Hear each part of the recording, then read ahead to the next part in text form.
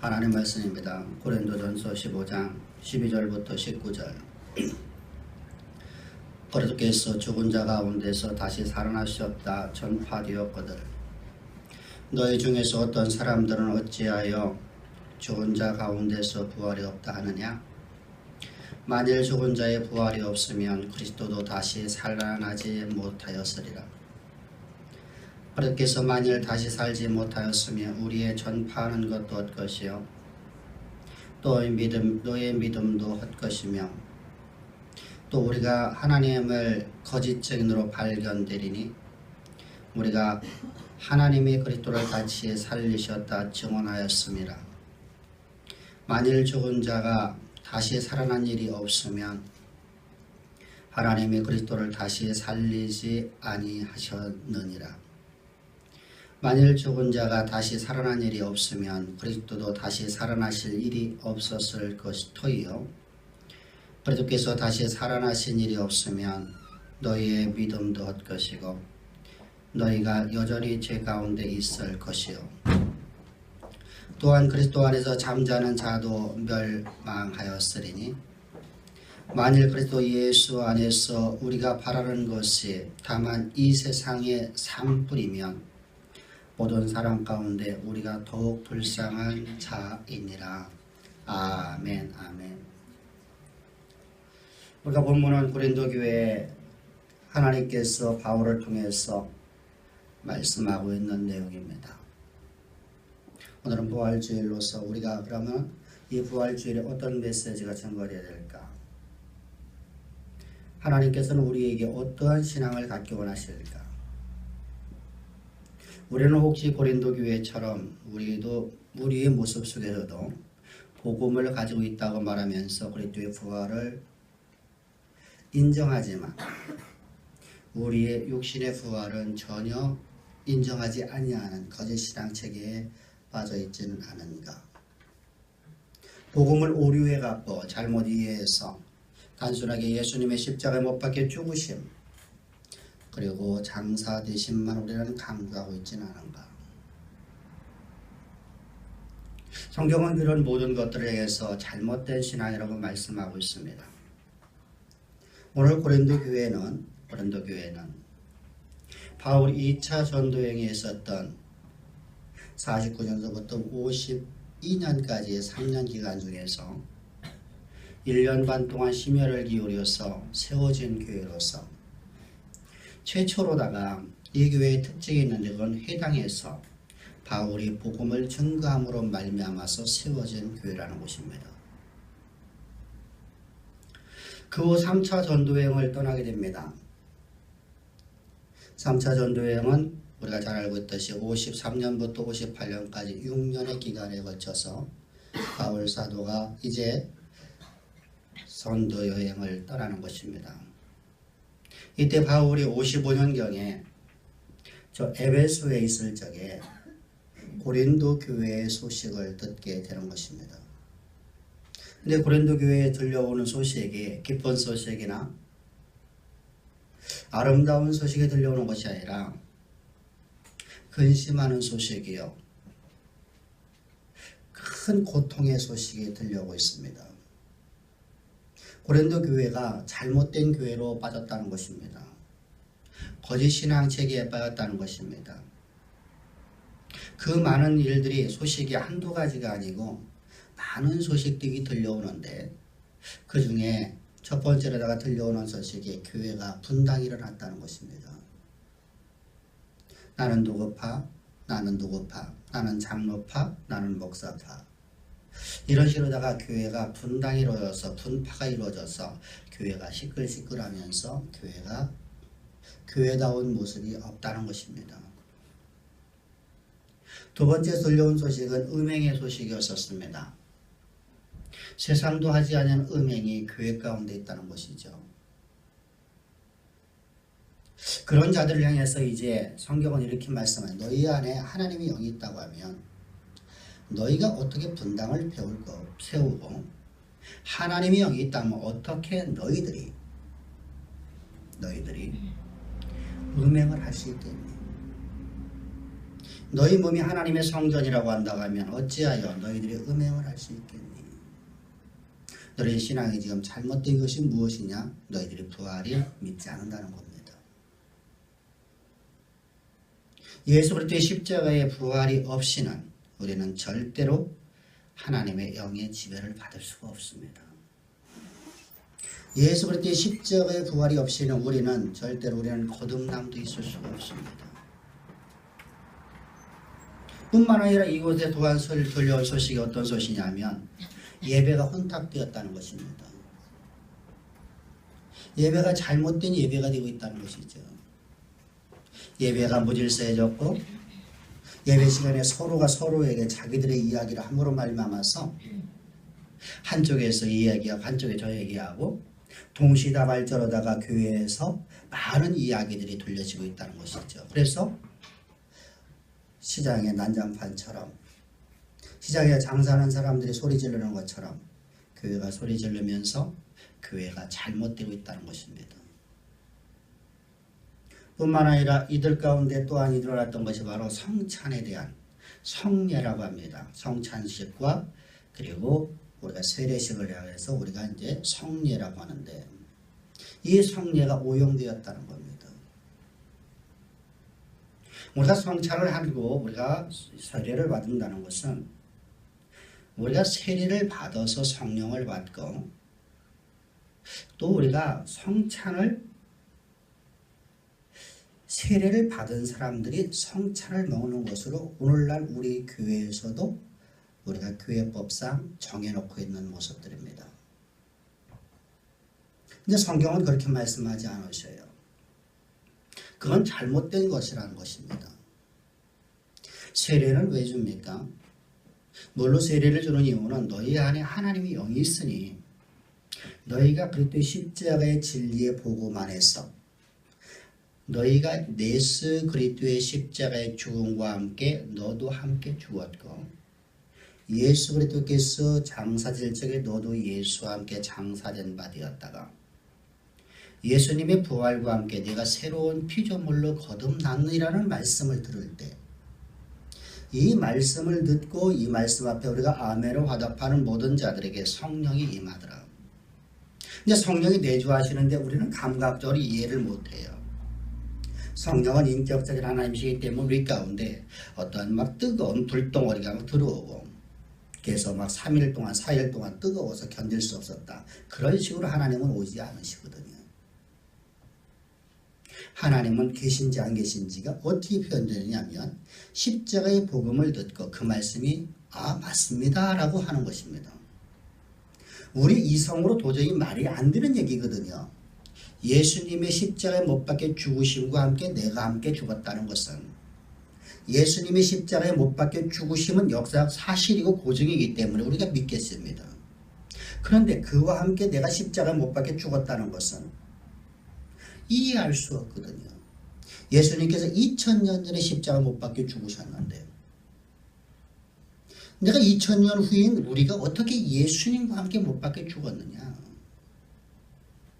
성경은 그래서 우리에게 이렇게 말씀하시는 것이죠. 우리 이성을 도저히 이해할 수 없는 그 말씀을 영원성이라는 표현을 해서 우리에게 말씀을 하고 있습니다. 세상에서 영원이라는 단어는 시간이 끊임없이 이어져 내려가는 시간을 말하는 거예요.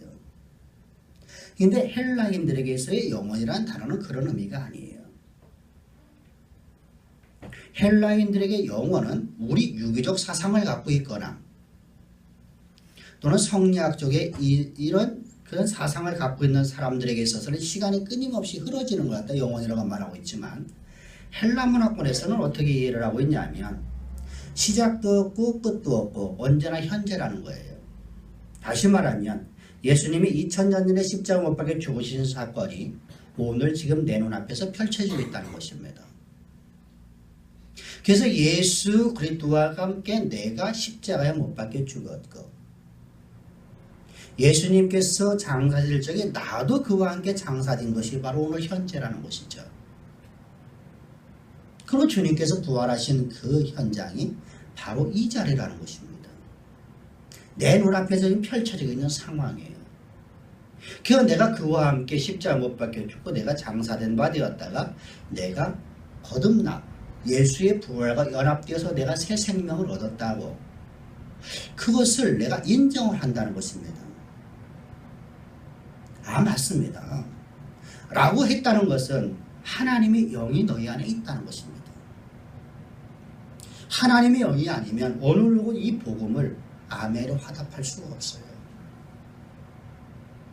이 복음을, 다른 것은 우리가, 다른 윤리적인 것은 우리가 다 아멘으로 화답할 수 있고 예라고 화답할 수가 있어요. 네 부모에게 공경하라, 윤리를 지켜라 라는 율법들을 바라보면 우리 모두가 다 그건 사람의 살아는 본분이니까 그렇게 사는 것이 우리가 정상이 아니냐.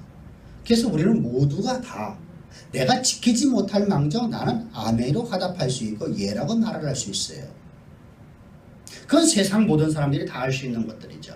근데 십자가의 진리의 복음만은, 그리스도의 부활만은 우리가 아멘으로 화답할 수 있는 것은 성령이 아니고서는 어느 누구도 주님의 말씀 앞에 아멘으로 화답할 수가 없다는 것입니다. 이렇게 너희 안에 성령이 임해 따라가면 어떻게? 성령이 임한 자가 세례를 받는 것입니다. 세례를 받고 성령이 임하는 게 아니에요. 여러분, 기독교의 시작은 하나님이 해놓으신 것으로부터 시작되는 것이지 내가 이루려고 하는 것이 아니라는 것이죠. 세상의 모든 종교는 내가 이루려고 하는 거예요. 내가 이루어지고 내가 이루어 놓아야지 돼요. 근데 주님은 우리에게 모든 것을 이루어 놓으시고 우리는 그 안에서 즐기는 거예요. 그 안에서 행복을 누리고 그 안에서 하나님의 권능을 가지고 세상 역사를 쓰는 인생을 살아가는 것이 바로 기독교인이라는 것이죠. 근데 이것이 혼탁해졌어요. 그래서 이 성례가 오용되었다는 거예요. 성찬은 여러분, 예수 그리스도의 십자가의 진리의 복음의 말씀 안에서 내가 거듭났음을 고백하지 않는 자는 절대로 성찬을 하면 안 돼요. 그래서 성찬을 하다가 몸에 질병이 들어서 죽는 자도 있을 것이고 이렇게 말씀하시는 것이죠. 그래서 자기 몸을 살피고 성찬을 행할지니 보의 떡을 먹고 주의 잔을 마실지니, 성경은 이제 11장에서 이렇게 말씀하고 있습니다. 뿐만 아니라 고린도 교회에 또 문제가 생겼던 것이 바로 은사의 잘못된 사용 오용이에요. 하나님이 주신 은사는 모두가 다 동일하게 똑같이 다 중요한 것입니다. 어느 것이 더 좋고 어느 것이 더 나쁜 것은 없어요. 하나님께 내게 주신 모든 은사들은 가장 소중한 것이죠. 왜? 하나님이 주셨으니까. 만왕의 왕이신, 만주의 주이신, 임금이신 하나님께서 내게 주셨는데 무엇이 나쁘고 무엇이 좋은 게 있겠어요? 과거에 우리의 이조시대 때를 바라보면 또 고려나 신라나 왕이 하사한 것을 여러분 모든 대신들이 감사함으로 받죠. 비록 그것이 사약이라 할지라도. 성원이 만극 하나이다 하고 먹고 있는 거 보세요. 근데 하나는 우리에게 사약을 주시는 분이 아니에요. 하나님은 우리에게 항상 좋은 것, 우리의 모든 필요를 채우시고 우리의 마땅히 있어야 될 모든 것들을 마땅히 있게 하시고 하나님께서 우리를 통해서 이루고자 하시는 창세전부터 계획하신 바를 우리 가운데 이루시기 위해서 오늘도 우리에게 약속을 하시고 약속을 이루시는 언약의 하나님이십니다. 할렐루야. 그분이 바로 나의 하나님, 내가 오늘 섬기고 있고 내가 오늘 예배드리고 있는, 그리고 그분의 말씀을 가지고 살아가는 그분이 바로 우리 하나님이신 그리스도이십니다. 그런데 이 고린도 교회는 서로가 잘났다라고 이제 영적 우월주의에 빠져버리게 되죠. 방언의 은사 받은 사람, 방언의 은사를 받은 것이 자기들만이 갖고 있는 어떤 특별한 은사다 생각해서 영적 우월주의에 빠져버렸고, 병 고치는 은사를 가지고 있는 사람 병 고치는 은사에 대해서, 말씀의 은사를 가진 사람 말씀의 은사를 가지고, 여러가지 능력의 행함의 은사를 가진 사람 여러가지 능력의 행함의 은사를 가지고 각자가 본인들이 은사가 가장 귀하다고 생각해서 다른 것들을 인정하지 아니하고 본인들에게 받은 것만을 인정하는, 이러한 잘못된 신앙관에 빠져 있었어요. 이런 모든 자들에게 성경은 한마디로 이렇게 말씀하시냐, 너희가 그리스도의 부활을 믿었다면 그런 일을 할 수 없다는 것입니다. 그런데 더군다나 큰 문제가 무엇이냐면 15장에 들어오면 15장 오늘 본문에 나타나고 있는 이 15장을 들어오면 고린도 교회가 부활이 없다고 말하는 거예요. 여러분, 저들이 앞에서 일어났던 많은 사건들이 왜 일어났다는 것이요? 부활을 인정하지 않기 때문입니다. 그래서 바울 사도를 통해서 이제 하나님께서는 말씀하시는 거예요. 너희들이 만약에 너희들이 말하듯이 그렇게 부활이 없다라고 하면 그리스도께서 헛되이 죽으셨고 우리의 믿음도 헛것이고 우리가 성령 받았다는 것도 전부 다 거짓말들이고 우리가 은사 받았다는 것도 모두가 다 거짓들이다. 이렇게 이제 시작을 하는 것입니다. 그래서 부활을 부인한다는 것은 기독교의 신앙의 근간을 흔들어버리는 사건이 되는 거예요. 그래서 바울이 이제 부활을 강조를 하기 위해서 오늘 본문을 기록하고 있습니다. 그러면서 이제 시작을 하죠. 만약에 부활이 없다라고 하면 우리 부활도 없다. 우리 거듭남도 없다.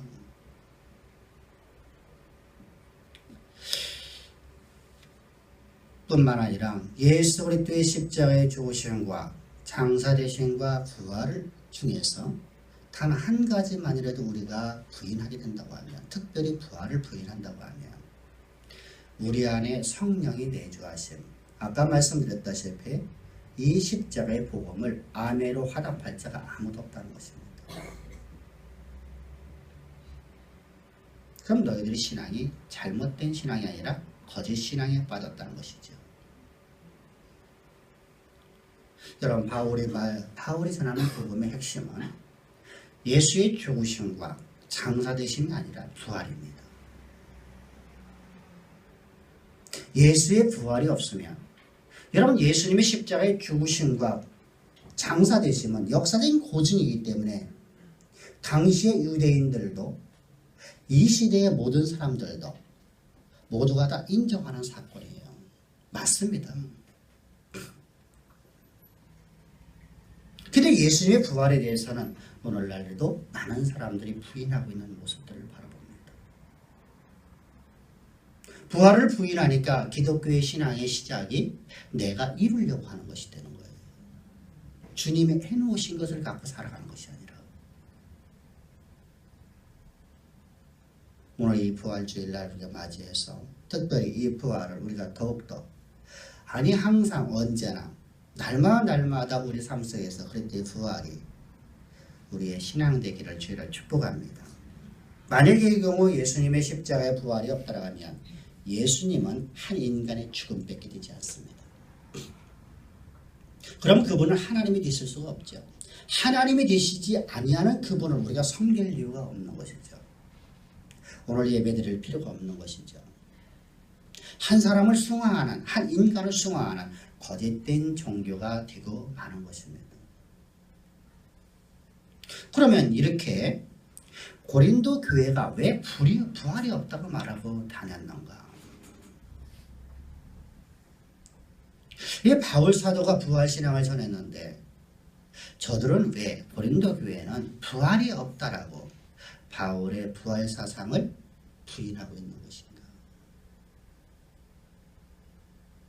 당시 헬라 철학이나 이 헬라 철학의 영향을 받은 그리스의 철학에 영향을 받아서 세워진 나라가 바로 로마지요. 로마는 그리스의 철학, 헬라 철학을 버리지 않냐고 그대로 수용을 합니다. 수용을 하는 이유는 바로 운명론이기 때문에 그 철학을 받아들이는 거예요. 운명론이라는 것은 이런 얘기입니다. 네가 어차피 그렇게 태어난 운명이니까 너는 아무리 네가 발버둥 쳐도 그 운명을 벗어날 수 없다는 것이죠. 여러분, 이것이 통치 이념이 되는 거예요. 우리나라도 여러분들 마찬가지죠. 네가 상민으로 태어났으니까 너는 아무리 발버둥 쳐도 너는 상민으로 살 것이다. 네 운명이 바로 그것이다. 너는 갓바치로 태어났으니까. 바로 이처럼 이 로마가 그것을 가지고서 이 헬라 철학을 그대로다가 수용한 것은 바로 이 운명론 때문이에요. 많은 나라를 정복해서 노예로 삼았는데 너희가 어차피 운명적으로 너희는 귀족 생활할 게 아니라 노예로 너는 살아갈 수밖에 없게 너희 운명이 정해졌다는 거예요. 이 운명론을 전하게 되면 사람들이 여러분들을 절대로 반역을 하지 않게 돼 있어요. 나라를 회복시키려고 독립운동을 하지 않는다는 것입니다. 우리가 일제 36년 동안 여러분들 많은 사람들이 얼마나 시달렸습니까? 근데 독립운동한 사람은 극히 몇 명 안 돼요. 많은 사람들은 운명에 수용하고 살아갔어요. 왜 그렇다고요? 운명론을 가르쳤기 때문이죠. 이처럼 로마가 헬라 철학을 받아들였어요. 헬라 철학에 이 로마가 받아들여서 그것이 이교 신학과 같이 혼합이 돼버려요.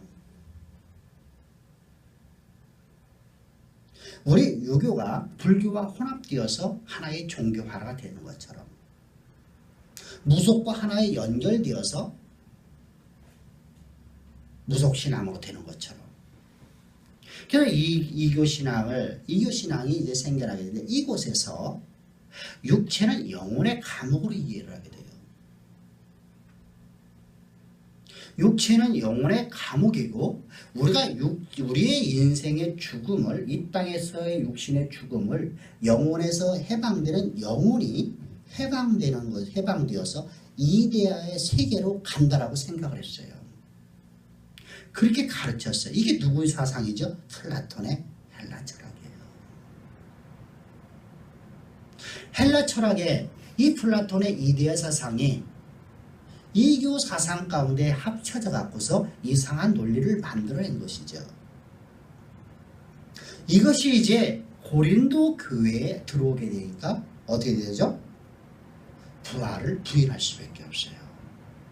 부활을 인정하게 되면 이교 신앙인 육체를 영혼의 감옥으로 이해하고 있는 그 신앙이 파괴될 수밖에 없거든요.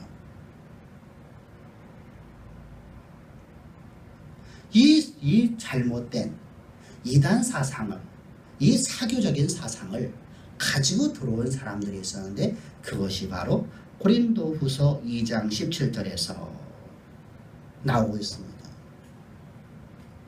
저희는 마른 독창 창질이 썩어지는 것 같은데 그 중에 후메네오와 빌레도가 있느니라. 이 이교 사상을 가져온 사람은 바로 후메네오와 빌레도라는 사람이었습니다. 이런 거짓 신앙 체계가 이제 고린도 교회에 대해서 들어오자 부활 신앙이 사라지게 되었습니다. 이에 대해서 이제 바울은 그리스도께서 부활하셨는데 왜 부활이 없다 그러냐 라고 하면서 부활을 증거를 해서 증명을 해 보이려고 하는 것입니다. 그래서 변증한다는 건 아니에요. 변증법으로 쓰이는 건 아니거든요. 그걸 내가 너에게 증거로 내가 보여주겠다.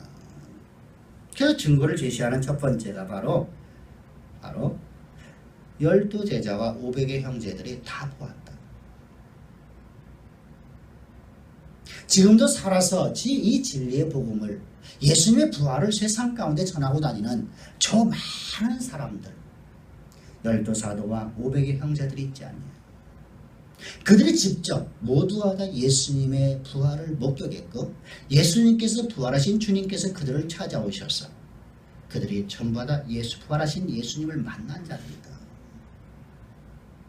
두 번째 증거로도 만약의 경우 부활이 없다라고 한다고 하면 우리가 왜 생명을 걸고 복음을 전하겠느냐. 이 부활을 전하겠느냐. 12사도와 500의 형제들이 왜 오늘도 자기의 생명을 조금 더 귀한 것을 여기지 않고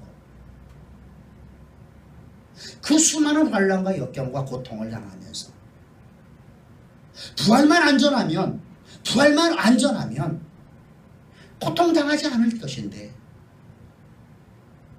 부활을 전함으로 말미암아서 수많은 역경과 죽음과 아사와 감옥 갇힘과 순교당함을 당하면서도 그들은 왜 부활을 그렇게 전하고 있느냐. 이것이 증거라고 말할 수 있지 않나요? 그러면서 다시 강조하지만 만약에 부활이 없다면 그리스도의 부활도 없고 그리스도의 부활이 없다면 우리도 하나님의 자녀로서 거듭날 수가 없다. 하나님의 이루어 놓으신 것 갖고 살아가는 세상의 역사를 쓰고 만들고 세상을 움직이는 삶을 살아갈 수가 없다. 그래서 이제 그걸 강조하기 위해서 13절에서 이렇게 말씀하십니다.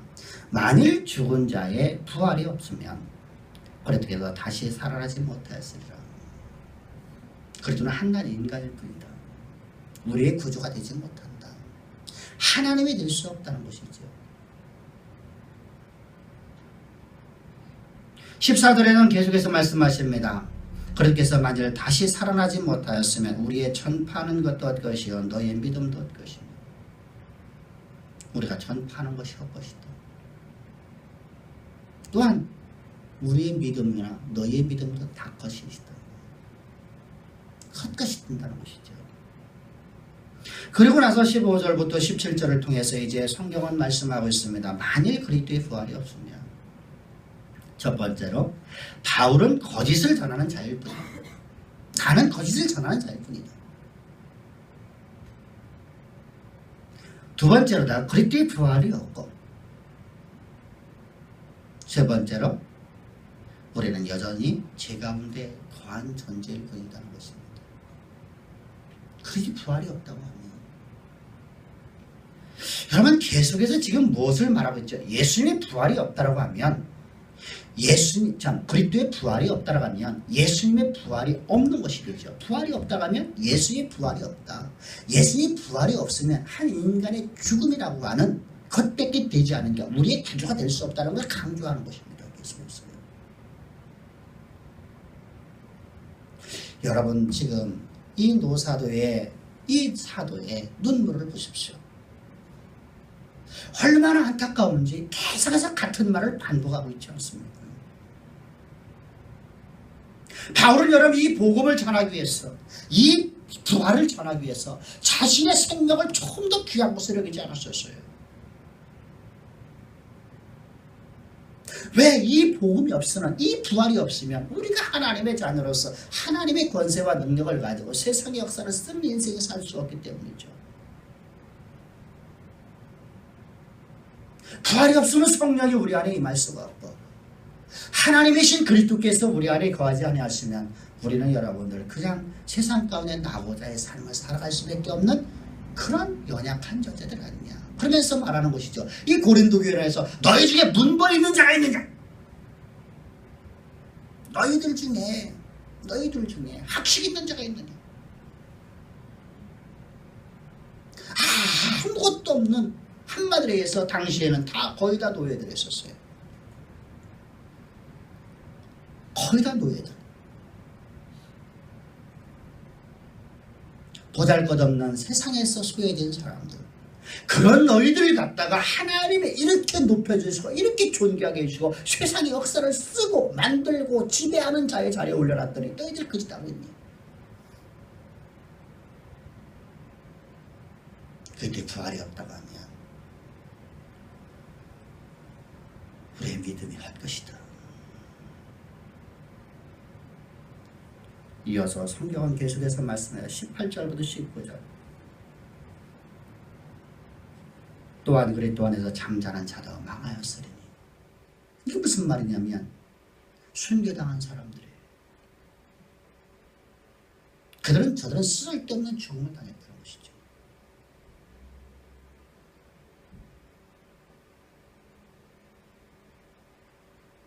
여러분 우리나라도 여러분 독립운동에서 많은 사람들이 죽었던 사람들이 있어요. 그런데 일제 앞잡이들 입장에서는 어떻습니까? 그 죽음을 헛되이 만들어버려야 되거든요. 바로 이교 사상이 들어오면 그리스도의 부활을 부인할 수밖에 없어요. 그리스도의 십자가의 부활을 거짓되게 말할 수밖에 없어요.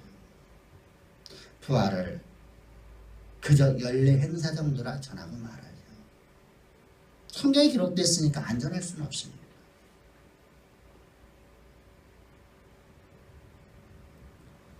예수님의 십자가에 못 박혀 죽으신 그 부활이 없다고 하면 예수님의 그 부활을 증거하다가 순교한 수많은 사람들은 다 헛것이 된다는 것이죠.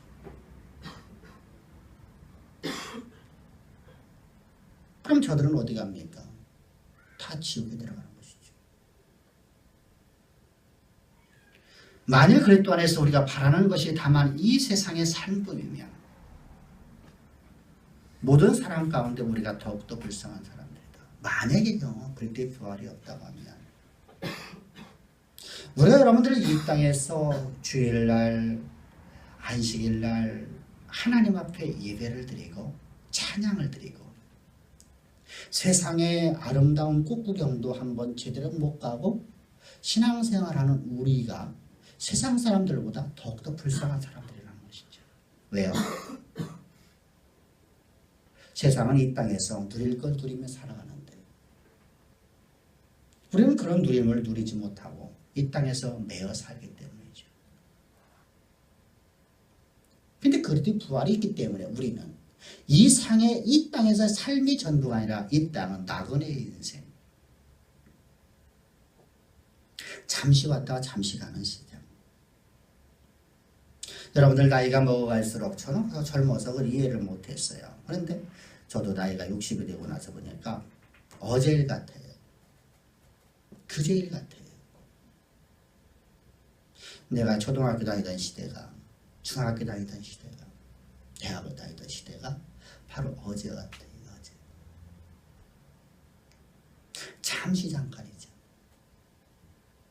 젊어서는 그 시간이 너무 길은데 나이가 먹으니까 그 시간이 근데 여러분 나이가 80, 90 되신 분들 입장에서는 그 시간이 얼마나 갔겠어요? 한나절 갔겠죠. 이 땅은 잠시 우리가 머물다 가는 시간이에요. 이 땅에서 우리가 하나님의 백성으로 거듭나느냐 거듭나지 않느냐가 정해지는 시간입니다.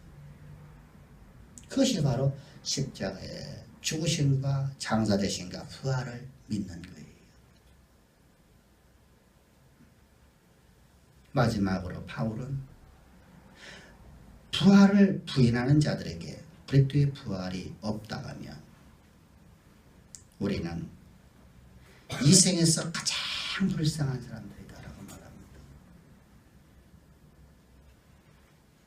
여러분, 바울이라는 위대한 우리의 선진, 하나님이 가장 귀히 쓰였던 하나님의 사람, 그 사람을 통해서 하나님께서는 우리에게 오늘도 말씀해 주고 있습니다. 오늘 부활주일만이 이 말씀이 증거되어지고 이 말씀이 우리 삶이 되어지는 것이 아니라 날마다 우리는 이 부활의 신앙을 가지고 살아가는 거예요. 왜? 부활의 신앙은 하나님의 내주하심이 되기 때문입니다. 부활의 신앙은 내가 오늘 산 것 아니요 내 안에 그리스도만 살아있는 것이 되기 때문입니다. 부활의 신앙은 내 힘으로 내가 살아가는 게 아니라 내 힘으로 이루는 게 아니라 하나님이 주신 권세와 능력을 갖고 살아가는 힘이기 때문입니다. 부활의 신앙은 내 노력과 내 열심으로서 무엇을 이루려고 하는 것이 아니라 하나님이 이루어 놓으신 것을 가지고 살아가는 삶을 살아가는 유일한 비결이기 때문입니다. 따라서 우리는 날마다 이 부활신앙이 우리 삶을 온전히 지배하고 우리를 온전히 이끌어가서 항상 부활을 묵상하고 이 십자가의 진리의 복음 안에서 여러분들이 거하게 된다고 하면 하나님이 여러분들을 통해서 이루어 놓으신 모든 것들이 여러분들 그럼 주님이 이루어 놓으신 것과 우리가 이룰 것을 우리가 좀 이해를 해야 되겠죠. 주님이 이루어 놓으신 것은 우리가 할 수 없는 모든 것들을 주님께서 이루어 놓으셨다는 거예요. 예를 들자면 도저히 병원에서 치유될 수 없다는 질병은 주님께서 채찍에 맞음으로 너는 나음을 얻으니라는 말씀을 주님께서 우리의 치유를 이루어 놓으셨어요. 할렐루야. 그러므로 우리는 그 어떤 질병에서도 두려움을 갖지 않게 되는 것입니다.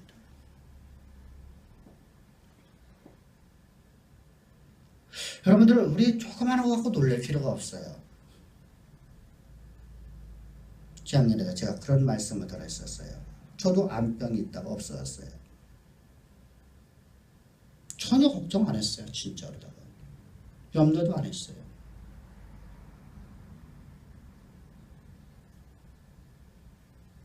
목 디스크가 있는데 두려워하지 않았어요. 머리 혈관이 터져서 뇌절 쪽에 생겼는데도 전혀 두려워하지 않았어요. 제가 CT 줄 테니까 여러분들이 어느 병원에 가서 가서 다 물어보세요. CT 찍어놓은 거 있어요. 자, MRI 찍어놓은 거 있으니까.